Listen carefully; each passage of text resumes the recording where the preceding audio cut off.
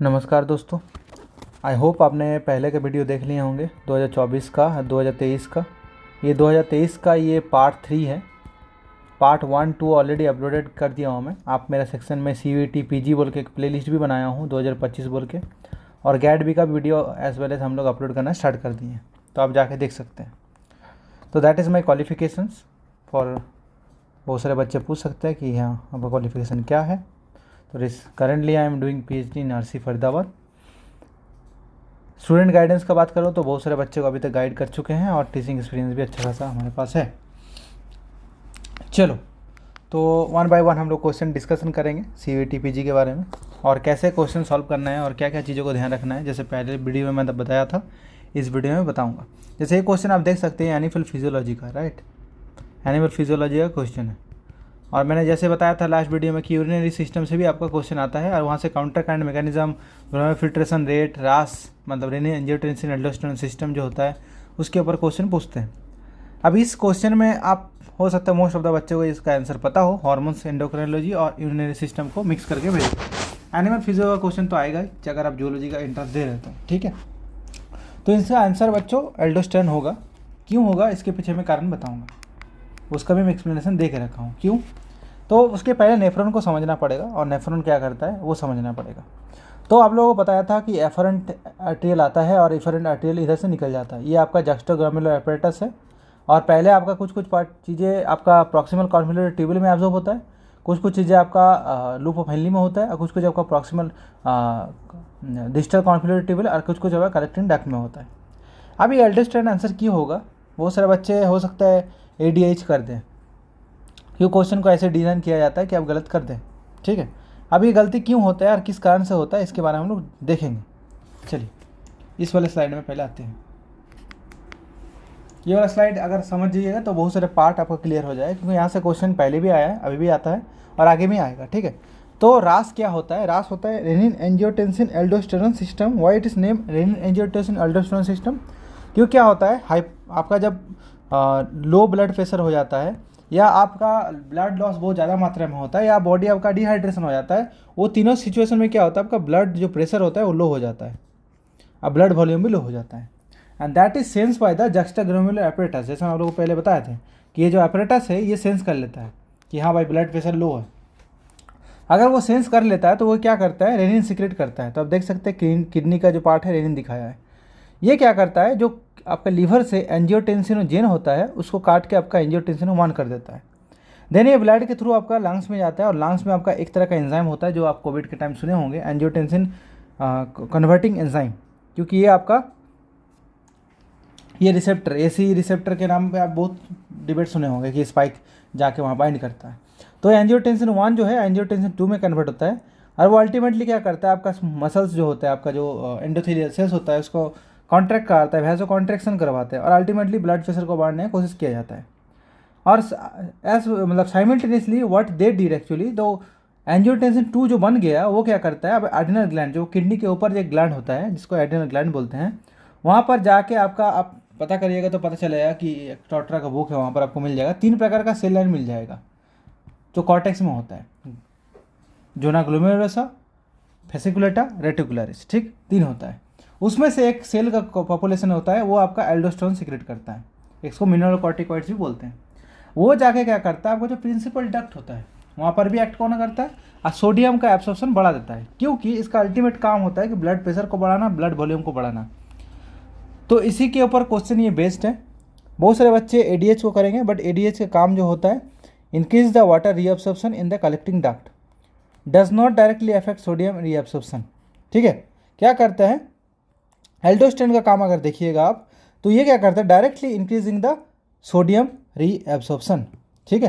तो ये आपको याद रखना पड़ेगा कि ADH का काम और एल्डोस्टेरोन का काम क्वाइट लिटिल बिट डिफरेंट है, बट ये एक ही पाथवे से बोल सकते हैं, एक ही जगह में जाके एक्ट कौन करता है, कोई प्रिंसिपल सेल में जाके, जैसे ये जो दिखाया कलेक्टिंग डक्ट, तो कलेक्टिंग डक्ट में प्रिंसिपल सेल्स होता है। आप अगर ध्यान से पढ़िएगा तो आपको पता चलेगा टॉटरॉन में वो जो प्रिंसिपल सेल्स होता है, और क्योंकि हम लोग क्लास में ये पढ़ाते हैं, बच्चे लोगों को ध्यान से पढ़ाते हैं और बच्चे लोग अटेंड करके भी आते हैं। तो प्रिंसिपल सेल में जाके एक्ट ऑन करते हैं, और वो और एक तरह का रिसेप्टर होता है, यहाँ से भी क्वेश्चन पूछा जाता है, उसको बोलते हैं एक्वापोरिन। एक्वापोरिन जो होता है एक्वापोरिन 2, वो क्या करता है आपका वेसिकल के अंदर रहता है, सेल्स के अंदर। ये आप जब भी आपका एडीएच जाके वहाँ एक्ट ऑन करता है प्रिंसिपल सेल्स में, वो एक्सपोज होता है, यहाँ पर वाटर रीअब्सॉर्प्शन बढ़ा देता है, ठीक है। तो that is the function of the ADH. Aldosterone indirectly क्या करता है, इंक्रीजिंग द सोडियम रीअब्सॉर्प्शन। तो अगर ब्लड वॉल्यूम वेसल्स के अगर अंदर में अगर सोडियम बढ़ जाएगा तो due to the osmosis what will happen, the surrounding cells से जो वाटर है वो अंदर जाना शुरू करेगा ब्लड वॉल्यूम का, और अल्टीमेटली ब्लड वॉल्यूम बढ़ जाएगा। अब ब्लड वॉल्यूम बढ़ेगा तो वॉल में प्रेशर आएगा, तो अल्टीमेटली ब्लड प्रेशर भी बढ़ जाएगा। तो that is the explanation of this question. अगर सिर्फ आंसर करके भाग जाइएगा तो बहुत सारी चीज़ें पता नहीं चलेगा। And that is your homework that you need to do. What is the function of the oxytocin, you need to understand from where it is secreted, from where it is stored, that you need to understand. तो ये जाके आप comment में जरूर लिखिएगा कि इसका function क्या है, ठीक है। नेक्स्ट क्वेश्चन में आते हैं। ये बायोस्टैटिस्टिक्स से क्वेश्चन पूछा गया है और ये सिंपली आपको थोड़ा ऊपर ऊपर से अगर आपको पता होगा तो then you can answer very easily. There is no need to like read a lot of things, details जाने की जरूरत नहीं पड़ेगा। थोड़ा बहुत आइडिया होना चाहिए कि जो गुडनेस ऑफ फिट है पूछा गया है ये काय स्क्वायर में होता है, काय स्क्वायर का फॉर्मूला ये होता है, ये आपको पता होना चाहिए। एनोवा क्या होता है, स्टूडेंट टेस्ट क्या होता है, ये सब थोड़ा पढ़ लीजिएगा, ठीक है। चलो नेक्स्ट क्वेश्चन में आता है, that is the part of the developmental biology, ठीक है। डेवलपमेंटल बायोलॉजी का क्वेश्चन है और बहुत टाइम ये क्वेश्चन पूछते हैं कि नियोकुप सेंटर क्या होता है। नियोकुप सेंटर अगर आप लोगों को पता नहीं है तो ये एक ऑर्गेनाइजिंग सेंटर की तरह होता है और इसके ऊपर पहले भी क्वेश्चन बहुत सारा पूछा गया है। CSN नेट में, गेट में हम बच्चे लोग कराते हैं, क्वेश्चन में दिखता है रिपीटेड है। तो मैंने पहले आप लोगों को बताया था कि थीम, जैसे हम लोग क्लास में बच्चे लोग बोलते हैं कि थीम जो है वो रिपीट होता है, ठीक है। तो थीम को आपको ध्यान रखना है और जो आपका जो टॉपिक है, जो एरिया है, वहाँ से क्वेश्चन आता है। क्वेश्चन रिपीट भले ही ना हो, थीम रिपीट हो जाएगा, ठीक है।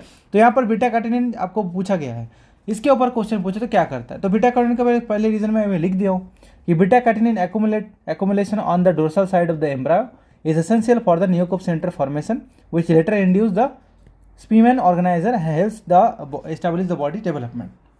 आप लोगों को और बहुत सारी चीज़ें पढ़िएगा जाके, फर्दर ड्रोसोबिल एक्सेस डेवलपमेंट से क्वेश्चन पूछते हैं बच्चे लोगों को। ये कुछ पाथवे होता है डेवलपमेंट में, जैसे डेल्टा नॉच पाथवे हो गया, सोनिक हेजहॉग हो गया, विंड सिग्नलिंग हो गया, फैबुलस ग्रोथ फैक्टर 8 क्या करता है, ये सब चीज़ें कभी कभी पूछ लेता है। तो that you need to read quite little bit. और यहाँ पर जो चीज़ें पूछा गया है इसके बारे में थोड़ा पढ़ लीजिएगा, क्योंकि हो सकता है कभी यहाँ पूछे कभी उधर पूछ ले। तो नियोकुप सेंटर का जो आंसर है आपका बीटा कैटेनिन होगा, और बीटा कैटेनिन एक्सप्रेशन ही आपका एक प्राइमरी ऑर्गेनाइजर की तरह काम करता है और वो आपका पूरा बॉडी को एक्सप्रेस, जैसे फर्टिलाइज अब एग है, ये स्पर्म फर्टिलाइज किया, जाइगोट बना, 2n हो गया, अब वो क्या करेगा, क्लीवेज करेगा। तो यू कैन एक चीज़ मेरे को आंसर कीजिएगा बच्चे लोग जितने भी सुन रहे हैं कि what is the difference between the cell division and the cleavage. Normal mitosis में और क्लीवेज में डिफरेंस क्या है, ये कमेंट में मुझे बताइएगा। कि अब जो कोचिंग पढ़ते हैं वो भी बताइएगा कि वहाँ पर ये पढ़ाया जाता है कि नहीं पढ़ाया जाता है, क्योंकि basics is very important, you need to understand that, ठीक है। ये बच्चे लोग हम लोग जरूर पढ़ाते हैं हर क्लास में। ये पाथ में देख लीजिएगा विंड सिग्नलिंग क्या होता है, ये मैं चिपका दिया हूँ। That is the responsibility, if you are not able to understand let me know in the comment, I will definitely teach you. और जितने बच्चे बोलते हैं कि सर कहाँ पढ़ाते हैं कुछ पता नहीं चलता, तो बायोस्कॉलर प्लेटफॉर्म है जो हम लोग वहाँ पर पढ़ाते हैं। ये प्ले स्टोर में आपको ऐसे ऐप मिल जाएगा, ये आपका लोगो होगा, ऐप खुलते ही आपको CUET PG का ऐसे कोर्स मिलेगा, ऐसे आपका GATE का भी मिल जाएगा, ठीक है। हम लोग क्लास भी कराएंगे, हफ्ते में 2-3 दिन क्लास करा देंगे। और यहाँ पर रिकॉर्डिंग क्लास भी हम लोग पहले से कुछ डाल के रखे हैं, 1-2 सब्जेक्ट को छोड़ के मोस्ट ऑफ द डला हुआ है, ये भी हम लोग डाल देंगे। वेबसाइट भी आप खोलिएगा तो आप यहाँ पर मिल जाएगा, तो वेबसाइट होता है thebioscholar.com, आपको मिल जाएगा, लिखा हुआ यहाँ पर देख सकते ध्यान से। तो you can if you want to join you can join and is very cheap, बहुत कम पैसे हम लोग रखते हैं इस चीज़ों को, और यहाँ पर जाके आप भी चेक कर सकते हैं, ठीक। देन अगेन एक डेवलपमेंट वाली जो क्वेश्चन यहाँ पूछा गया कि प्रिमिटिव स्टिक, तो प्रिमिटिव स्टिक क्या होता है। तो प्रिमिटिव स्टिक अगर मैं बताऊँ तो प्रिमिटिव स्टिक आपको चिक डेवलपमेंट का क्वेश्चन पूछा गया। तो एम्फीबियन डेवलपमेंट है, चिक डेवलपमेंट है, अलग अलग डेवलपमेंट होता है, बाल्बा प्रिकर्सर सेल्स भी होता है आपका बल्बा डेवलपमेंट में। तो ये आपका चिक डेवलपमेंट से पूछा गया है, ठीक है। अब ये क्वेश्चन कहना क्या चाह रहा है, कभी का क्या तात्पर्य है। तो यहाँ पर देख सकते हैं ये एम्ब्रायो है, ठीक है। यहाँ पर कुछ सेल्स बन जाता है, तो आपको तो पता ही है कि जाइगोट से ही शुरू होता है क्लीवेज, मतलब कॉन्टिन्यूस सेल डिवाइड करते रहता है, ठीक है। कमेंट में आप करिएगा, नहीं तो मैं नेक्स्ट वीडियो में ज़रूर बता दूंगा, ठीक है। तो यहाँ पर ऊपर तरफ जो होता है हाइपोब्लास्ट होता है, एपिब्लास्ट होता है, नीचे तरफ आपका हाइपोब्लास्ट सेल्स होता है। तो यहाँ से आपका एक टनल की तरह इधर जाता है, आगे तरफ सेल्स मूव करते हैं ऐसे करके अंदर तरफ, और अंदर तरफ मूव करके पेरीफेर की तरफ जाता है। तो ये सेल मूवमेंट होता है जिसके मॉर्फोजेनेटिक मूवमेंट्स बोलते हैं ऑफ द सेल्स, ठीक है। तो ये आप डेवलपमेंट बायोलॉजी में पढ़िएगा।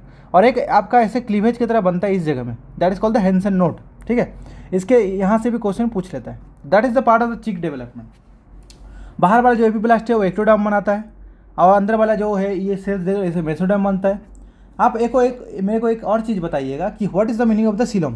किसी को अगर सीलोमेट बोल रहे हैं तो उसका मतलब क्या है, what is the meaning of the coelom. ठीक है, इसका भी आंसर मुझे बताइएगा, पोस्ट टाइम में ये क्वेश्चन पूछा गया है। और क्वेश्चन में जैसे देख रहा है कि एंटीरियर एपिब्लास्ट सेल्स बोला है, hypoblast, Hensen node, blastocoels, each and every term you need to clear. ऐसा नहीं कि देख के भाग गए, ये टर्म आपको पता होना चाहिए, क्योंकि नेक्स्ट टाइम हो सकते हैं यहाँ से घुमा फिरा के कुछ पूछ दे। ठीक है, एग्जामिनर का तो कुछ ठीक नहीं है, तो कुछ भी पूछ सकता है। एम्ब्रायनिक सेल्स क्या होता है, नॉन एम्ब्रायनिक सेल्स क्या होता है, ये सब पूछेगा। ठीक है, यहाँ से भी क्वेश्चन आ जाता है। इसलिए मैं यहाँ पर एक चिपका दिया हूँ चार्ट करके, यहाँ से भी आप देख सकते हैं कि what is the anterior epiblast cells, इससे क्या बनता है। हाइपोब्लास्ट सेल्स क्या बोला है कि contribute to the formation of the extra embryonic structures. अब एम्ब्रायनिक स्ट्रक्चर्स और एक्स्ट्रा एम्ब्रायनिक स्ट्रक्चर में डिफरेंस क्या है, what is the function of those things, जो यहाँ पर मेंशन किया है। Hensen node one of the most important part of the chick development, a key signalling centre at the anterior end of the primitive streak, but it does not give rise to streak itself. ठीक है, बास्टोसिल क्या होता है, coelomate क्या होता है, ये सब का आप आंसर मुझे बताइएगा।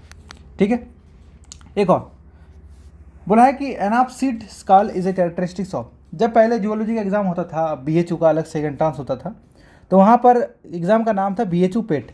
आप लोग सुने भी होंगे, पहले मैं वीडियो भी बनाता था इसके ऊपर, PYQs भी कराया था बच्चे लोगों को। तो BHU जो पेट था वहाँ पर इस तरह का क्वेश्चन बहुत आता था, क्योंकि अलग से सेगमेंट जो था उसको बोलते हैं कॉम्परेटिव एनाटॉमी। अभी तो फिर भी आप लोगों को बक्स दे रहा है, बट पहले जो है वो बक्सा नहीं जाता था, पूरा खतरनाक क्वेश्चन डिज़ाइन किया जाता था। वहाँ पर भर भर के कॉम्परेटिव एनाटॉमी का क्वेश्चन होता था जब हम लोग देते थे। ठीक है, ये बोलना भी सही नहीं होगा कि हम लोग का टाइम बहुत टफ था, ये अभी भी टफ है क्योंकि कंपटीशन बढ़ गया पहले से। ठीक है, तो स्कल्स का जो होता है उसका टाइप पूछा गया, और ये जितना भी देख रहे हैं ये चारों चीज़ देखिएगा तो रेप्टिलिया से बिलोंग करता है। यहाँ पे भी ऐसा तो है नहीं। अभी चारों का स्कल का पैटर्न कैसे होगा, यहाँ से आपको आंसर देना पड़ेगा। तो इसके लिए आपको रट्टाफिकेशन करना पड़ेगा, सीधी सी बात है। इसका आंसर टर्टल होगा, आपको रट्टाफिकेशन होगा तो आप कर लीजिएगा। तो ये देखिए यहाँ पर मैं चिपका के रख दिया हूँ, चार्ट कर दिया हूँ। स्कल्स कैसे दिखता है, ये कॉम्परेटिव एनाटॉमी का बुक में आपको मिल जाएगा। आप कोई भी कॉम्परेटिव एनाटॉमी का बुक उठाइए, बहुत सारे बुक्स है, जो एक्चुअल ऑथर है वहाँ से पढ़ने की ज़रूरत नहीं है। आपको अगर कोटपाल का बुक है, या आपके पास अगर चांद, क्या बुक का नाम था वो भूल गया एग्जैक्टली, मेरे को याद नाम नहीं आ रहा उसका, कुछ चांद बोल के है, उसका भी बुक आप पढ़ सकते हैं। तो लेकिन कोटपाल बहुत फेमस है, वहाँ से लोग पढ़ते हैं बुक्स, तो यहाँ से आप देख लीजिएगा, बहुत सारा डायग्राम आपको मिल जाएगा। ठीक है, ये मेरे ई बुक्स है, मैंने जहाँ पर हॉट टॉपिक्स और जो मोस्ट इंपॉर्टेंट टॉपिक्स है उसका चार्ट डायग्राम दे के शॉर्ट फॉर्म में एक बुक बनाया हूँ, जो आपको हार्ड बुक तो कॉपी तो नहीं मिलेगा, बट आपको PDF मिलेगा। ठीक, अगर आप instamojo.com से लेते हैं, अगर आप अमेजोन से लेते हैं तो वहाँ पर आपको अमेजोन किंडल के थ्रू आप रीड कर पाइएगा, आप उसका प्रिंट निकाल नहीं सकते हैं। ठीक है, कैसे कीजिएगा इस वीडियो में एक्सप्लेन किया हूँ। तो जैसे आप यहाँ पर आइएगा, यूट्यूब में सपोज ये वीडियो देख रहे हैं आप, तो वीडियो देखते देखिए यहाँ पर डिस्क्रिप्शन में मोर लिखा है नीचे तरफ, मोर में क्लिक कीजिएगा।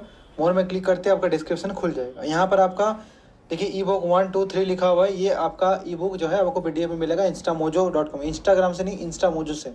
और अमेजोन का भी देखे रखा हुआ, अमेजोन से आपको PDF नहीं मिलेगा, बट आप अमेजोन किंडल में पढ़ सकते हैं। तो आप समझ गए होंगे, अगर आपको लेना है तो आप ले सकते हैं। बाकी कुछ क्वायरी हो, डाउट हो तो मुझे पूछ लीजिएगा। नेक्स्ट क्वेश्चन में आते हैं कि ये भी आपका कॉम्परेटिव एनाटॉमी आप पूछ सकते हैं, आप क्लासिकल जूलॉजी का क्वेश्चन है, क्योंकि जूलॉजी का एंट्रेंस दे तो यहाँ से क्वेश्चन पूछते हैं। बोला था fish, a fish that spend its adult life in a sea water but migrate to the fresh water for the spawning. आप बोला अंडा देने वहाँ जाता है, ठीक है, और रहता कहाँ पर, सी वाटर में। बताओ किस प्रकार का मछली है ये। ठीक है, हिंदी में अगर मैं इसको कन्वर्ट करूँ तो आप लोग जरूर पढ़े होंगे, आप लोग अगर जूलॉजी थोड़ा भी बैचलर्स में अच्छे से पढ़े होंगे तो आप लोग को पता होगा कि कैटरनमस होता है, एनाड्रोमस होता है। इसको याद रखने का सिंपल सा प्रोसेस है। एनाड्रोमस मतलब मछली किधर तरफ जा रहा है, प्रजनन और अंडा देने के लिए कहाँ जा रहा है, मतलब पहले फ्रेश वाटर में था, उसके बाद उधर जा रहा है आपका सी वाटर में, या सी वाटर में रहता था, या फ्रेश वाटर में रहता था और सी वाटर में जा रहा है। तो एनाड्रोमस का याद रखिएगा। एनाड्रोमस मतलब ए फॉर एंटेरियर। तो आप याद रखिएगा, जो जितना भी नदियाँ होता है वो सी में जाके मिलता है। तो जो नदिया वाला पार्ट है उसको हम लोग एंटीरियर पोजीशन मान लें, इसको पोस्टीरियर मान लें। तो इधर से कोई मछली, जीने वाले मछली यहाँ जाकर प्रजनन करे तो हम लोग क्या बोलेंगे इसको कि एनाड्रोमस इन नेचर। अगर ये याद रहेगा तो कैटरड्रोमस उसको उल्टा होगा। ठीक है, तो इसका आंसर 2 होगा, क्योंकि बोला है कि सी वाटर में रहता है और ऊपर रहता है। इसका मैं लिस्ट बना के दे दिया हूँ, आप जाके चेक कर सकते हैं। ठीक है, चलिए। इसके बाद लार्वा, ये तो मोस्ट फेमस क्वेश्चन है, मतलब लार्वा से तो हर साल क्वेश्चन पूछा जाता था पहले भी और अभी भी पूछा जाएगा, तो इसलिए इसका मैं ज़्यादा डिटेल में बोलने की ज़रूरत नहीं पड़ेगा मुझे। हर एक जो इन्वर्टिब्रेट्स होता है उसका लार्वा होता है, लार्वा फॉर्म होता है, ठीक है। जो इस मतलब सेक्सुअली जो मैच्योर ऑर्गेनिज्म नहीं होते हैं उसको हम लोग जनरली लार्वा बोलते हैं, और जब सेक्सुअल मैच्योर हो जाता है, रिप्रोडक्शन कर पाते हैं, तो उसको हम लोग मैच्योर ऑर्गेनिज्म बोलते हैं। तो एक इंटरमीडिएट स्टेज होता है उसके बीच में। तो इसके बारे में मेरा इसका जो आंसर होगा स्पेसिफिकली ये मेराचिडियम होगा, लीवर जो फ्लूक है। और स्पोरोसिस्टिस का स्टेज भी होता है, बहुत सारे लार्वा है, और सर्केरिया है, मेटा सर्केरिया है। इसका पूरा एक लाइफ साइकिल होगा, अगर आप जूलॉजी पढ़े तो आपको पता होगा। WHO के साइट में जाइएगा, वहाँ पर आपको जितना भी है फैसियोला हेपेटिका टीनिया सोलियम, आप नाम सुने होंगे, फैसियोला हेपेटिका टीनिया सोलियम जो फ्लैट वर्म है आपका। उसके बाद आप उधर अगर निमाटोहेमलेमिथिस में आएगा, वहाँ पर एस्करिस लुम्ब्रिकोइडिस मिल जाएगा आपको, उचेरी और ब्रांडकॉप्टी मिल जाएगा। तो यहाँ से भी बहुत सारे क्वेश्चन लाइफ साइकिल से पूछा जाता है, तो आपको थोड़ा बहुत लाइफ साइकिल होना, कुछ चीज़ें आपको याद रखना ही पड़ेगा। जैसे आपका पॉलीफेरा में देखिएगा, आप लोगों को पता भी होगा, कैनल सिस्टम, एकाइनोडर्मेटा आपका वाटर वास्कुलर सिस्टम, पैरामीशियम में आपका कॉन्जुगेशन, ये सब क्वेश्चन पूछेगा। मेटामेरिज्म कहाँ पर, निडरियम में। तो ये सब क्वेश्चन हर जगह से घुमा फिरा कर पूछा जाएगा, इस सब चीज़ों को छोड़ना नहीं है, पढ़ते रहना, ठीक है। इसका मैं चार्ट दे के रखा हूँ, आप स्क्रीनशॉट ले सकते हैं, या इसका PDF मैं बायोस्कॉलर के ऐप में आपका डाउनलोड करके रखें तो वहाँ पर डाल दूँगा, ठीक है, वहाँ से डाउनलोड कर सकते हैं आप।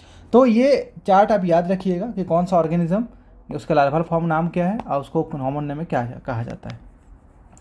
लास्ट क्वेश्चन आई थिंक यही है, arrange the event of the virus replication in the host cells, कि इवेंट बताइए कि एक के बाद एक क्या होता है। तो ये बहुत सिंपल क्वेश्चन है और मोस्ट ऑफ द बच्चे कर देते हैं, यहाँ गलती नहीं करना है क्योंकि ये बहुत ईजी टाइप पूछा गया है, ठीक है। इसका क्या होता है, सबको पता है कि पहले अटैच वायरस, अगर कोई भी बैक्टीरिया हो तो पहले वो भाई साहब क्या करेगा, अटैच करेगा, राइट, अटैच करेगा, फिर अटैच करके क्या करेगा, जेनेटिक मटेरियल को अंदर डालेगा। उसके बाद वो क्या करेगा, रेप्लिकेट करेगा अंदर जो जेनेटिक मटेरियल गया, और उसके बाद रेप्लिकेट जो होगा तब उसको फिर से पैकिंग किया जाएगा और पैकिंग करके मार्केट में छोड़ा जाएगा फिर से। तो ये इसका रेप्लिकेशन का टाइप होता है। तो यहाँ पर देखिए पहले वायरस अटैच हो रहा है, उसके बाद जेनेटिक मटेरियल सेल के अंदर डाल रहे हैं, उसके बाद देखिए वो रेप्लिकेट कर रहा है, मतलब 1 से 2, 2 से 4, 4 से 8 होने के बाद वो फिर पैकिंग हो रहा है और फिर निकल जा रहा है फट के। तो that is the process of the viral replication. I think आप लोगों को ये वीडियो समझ आ रहा है, और पहले भी मैं बहुत सारे वीडियो बनाया हूँ CVT फिजिक और गेट की भी के ऊपर, और गेट के ऊपर भी बनाया था, जो अच्छा खासा रिस्पॉन्स आया था, 10,000 के आसपास व्यू गया था गेट का। और CVT को मैं एक्सपेक्ट कर रहा हूँ कि क्योंकि एग्ज़ाम आते आते बच्चे देखना शुरू करते हैं, तो इसलिए मैं पहले से वीडियो बनाना शुरू कर दिया हूँ। अगर आप थोड़ा लेट भी देख रहे हैं तो आपको याद होना चाहिए कि मैं जितना भी PYQ में सॉल्व करवाया हूँ, और आप मेरा प्लेलिस्ट में जाके चेक कर सकते हैं। मेरे को इंस्टाग्राम और लिंक्डइन में भी आप मिल जाएगा, आप वहाँ पर भी फॉलो करके रखिएगा, तो बहुत सारे अपडेट मैं वहाँ पर भी देता हूँ। आज सब चीज़ का मैं डिस्क्रिप्शन में लिंक दे दूँगा, तो आप जाके वहाँ से चेकआउट कर सकते हैं, ठीक है। डिस्क्रिप्शन मतलब वीडियो के नीचे ही जहाँ पर मोर क्लिक करते हैं आपको लिस्ट खुल जाएगा, ठीक है, वहाँ पर। तो प्रेमपूर्वक आदरपूर्वक तहे दिल से बहुत बहुत धन्यवाद, और जितने वीडियो आप पहले नहीं देखे उस वीडियो को जरूर देख लीजिएगा।